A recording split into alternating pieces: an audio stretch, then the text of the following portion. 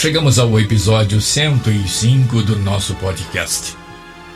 Que a paz de Cristo inunde o seu coração. É uma honra ter você aqui comigo. Não se esqueça de fazer o download dos episódios anteriores e, se puder, compartilhe. Você pode estar abençoando vidas. O nosso tema de hoje é: o que fazer quando Deus diz não? Muito ouvimos por aí pregadores dizendo que Deus responde nossas orações com um sim, ou um não, ou um espere. Devemos trazer à memória que, em sendo nós o seu povo, e em sendo Deus o nosso Deus, Ele, mais do que nós, sabe o que é melhor para nós e, sobretudo, sabe o quando é melhor para nós. Veja, porque eu bem sei os pensamentos que tenho a vosso respeito, diz o Senhor, pensamentos de paz e não de mal, para vos dar o fim que esperais. Então me invocareis, e ireis, e orareis a mim, e eu vos ouvirei, e buscar-me-eis, e me achareis, quando me buscardes com todo o vosso coração. Jeremias 29, de 11 a 13. A Bíblia nos mostra que a premissa das respostas sim, não ou espere da parte de Deus faz sentido. Afinal, a resposta certa, toda resposta certa, vem dos lábios do Senhor. Veja, Provérbios 16, de 1 a 3, que eu leio para você.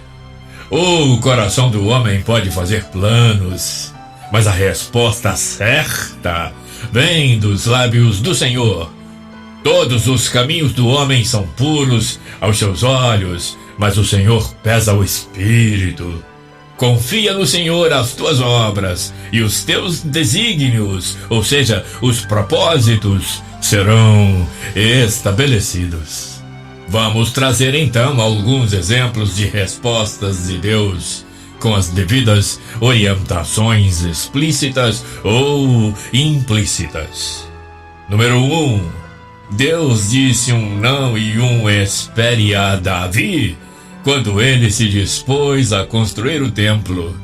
Eu leio para você 1 Crônicas 17, de 3 a 5, um não de Deus a Davi.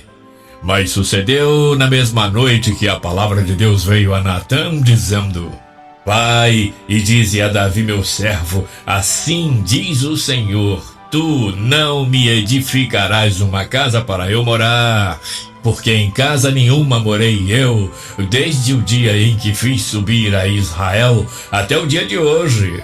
Mas fui de tenda em tenda e de tabernáculo em tabernáculo. Um espere absolutamente explicado a Davi. 1 Crônicas 17, de 11 a 13.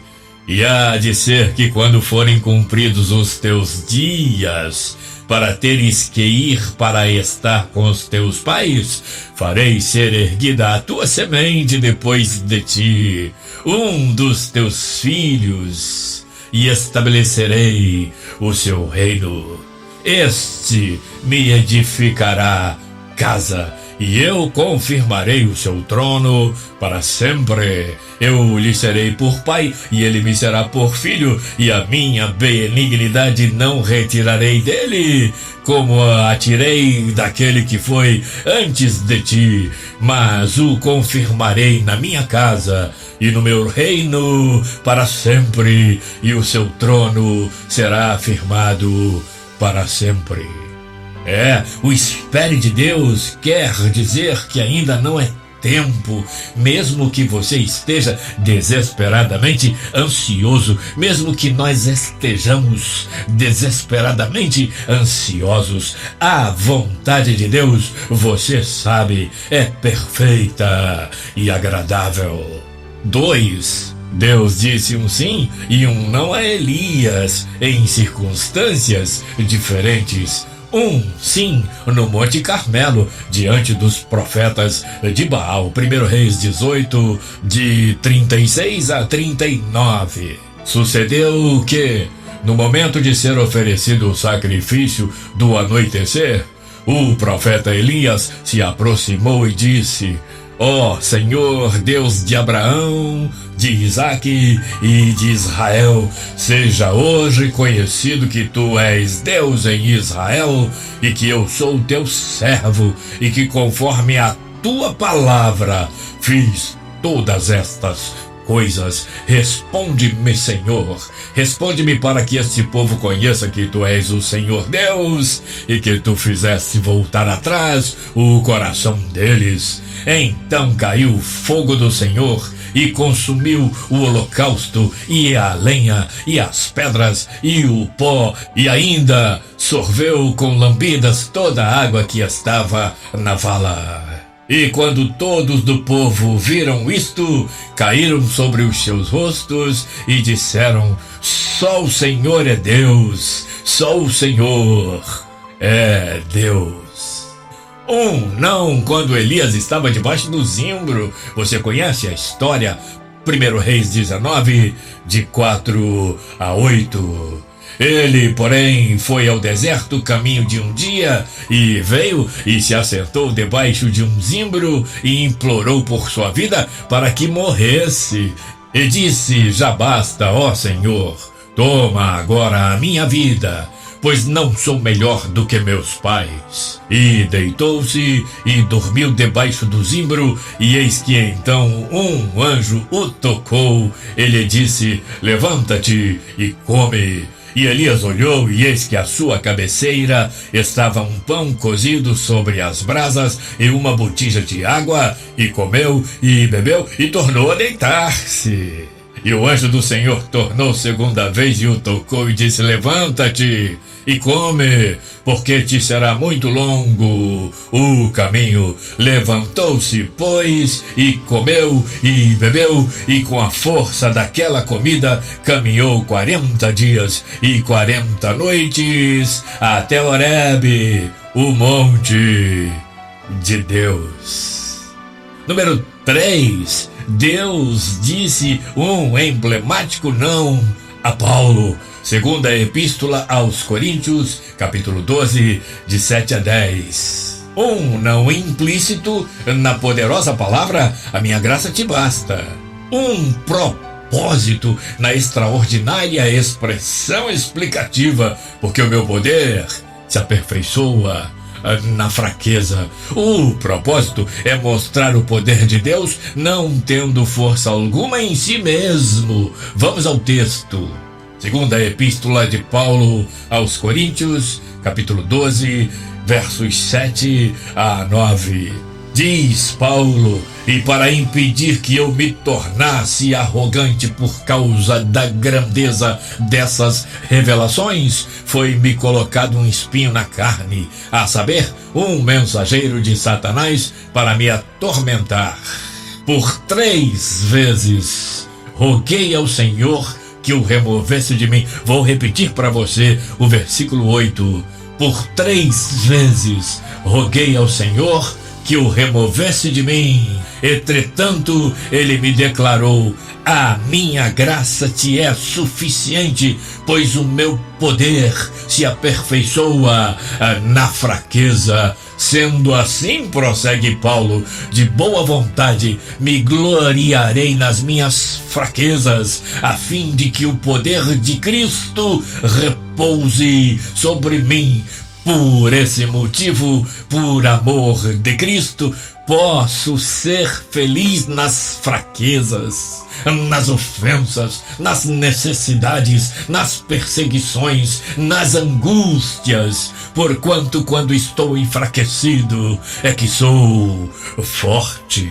Pegou a visão? É algo que o próprio Paulo explicou. Observe, segunda Epístola de Paulo aos Coríntios, capítulo 4, verso 7. Temos, porém, este tesouro em vasos de barro, para que a excelência do poder seja de Deus e não de nós. 4. Deus disse um não implícito a Jesus no horto, mas enviou o anjo e o encorajou a passar pelas provas. Lucas 22, de 39 a 44. Observe, não afastou o cálice. Moody nos dá uma panorâmica do que seria esse cálice. Diz Moody: todos os 4 evangelhos mencionam o cálice. Mateus 26, 39, Marcos 14, 36, João 18, 11. Embora João não reproduza a oração, várias interpretações do seu significado têm sido apresentadas.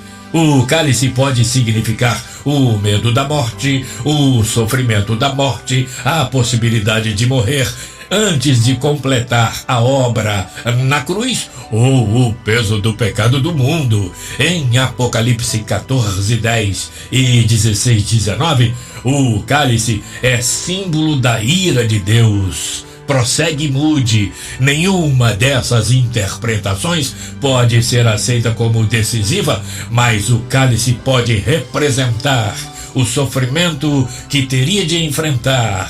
Ele nada tinha feito para merecê-lo, mas tinha de suportá-lo se quisesse consumar a sua obra. Conclui Moody. B. O assunto era tão sério que Deus enviou um anjo para encorajar a Jesus. Eu não sei exatamente o que foi dito, mas imagino o anjo dizendo: vai, Jesus, você consegue. O nome do Pai será glorificado, o inimigo será envergonhado, você será exaltado sobre todo o nome e a humanidade terá acesso a Deus e a vida eterna outra vez. Vejamos o texto bíblico, Lucas 22, de 39 a 44. E retirando-se, seguiu como de costume para o Monte das Oliveiras, e os discípulos o acompanharam. Chegando ao lugar, Jesus lhes instruiu: orai para que não venhais cair em tentação. Então ele se afastou deles à distância de um tiro de pedra, ou seja, mais ou menos 20 ou 30 metros, e ajoelhou-se e começou a orar: Pai, se queres, afasta de mim este cálice, entretanto, não seja feita a minha vontade, mas o que tu desejas. Foi então que apareceu-lhe um anjo do céu que o encorajava. E em grande agonia orava ainda mais intensamente, e aconteceu que o seu suor se transformou em gotas de sangue caindo sobre a terra. Lembremos que Jesus estava no Jardim do Getsemane, o lagar do azeite, também chamado de Jardim das Oliveiras, no sopé do Monte das Oliveiras. E essas gotas de sangue que tocaram a terra redimem da natureza rebelde. Observe que foi num jardim, o do Éden, que aconteceu a rebeldia, e foi também num jardim, o do Getsemane, que se afigurou e se consolidou o resgate da natureza rebelde, e só podia ser Jesus. Afinal, só um Cordeiro Imaculado poderia restaurar a humanidade ferida de morte pelo pecado, e Jesus é o único Cordeiro Imaculado, o Cordeiro de Deus que tira o pecado do mundo. Glórias a Deus. Mas afinal, o que fazer quando a resposta de Deus for não? Penso que devemos imitar Elias, que quis morrer fora da hora, e Deus disse não. Vamos relembrar 1 Reis 19, 7 e 8. E o anjo do Senhor tornou segunda vez e o tocou e disse: levanta-te e come, porque te será muito longo o caminho. Levantou-se, pois, e comeu e bebeu, e com força daquela comida caminhou 40 dias e 40 noites até Horebe, o monte de Deus. podemos também imitar Paulo. Ele nos exortou a imitá-lo. Relembre o que ele fez depois de um não de Deus. Observe. Segunda Epístola de Paulo aos Coríntios, capítulo 12, 9 e 10. Entretanto, ele me declarou: a minha graça te é suficiente, pois o meu poder se aperfeiçoa na fraqueza. Sendo assim, diz Paulo, de boa vontade me gloriarei nas minhas fraquezas, a fim de que o poder de Cristo repouse em mim. Por esse motivo, por amor de Cristo, posso ser feliz nas fraquezas, nas ofensas, nas necessidades, nas perseguições, nas angústias, porquanto quando eu estou enfraquecido é que sou forte. Pensa nisso, e que o Senhor te abençoe e te guarde, que o Senhor faça resplandecer o seu rosto sobre ti, que o Senhor sobre ti levante o seu rosto e te dê a paz. Obrigado por estar aqui comigo. Até o próximo episódio, se Deus quiser.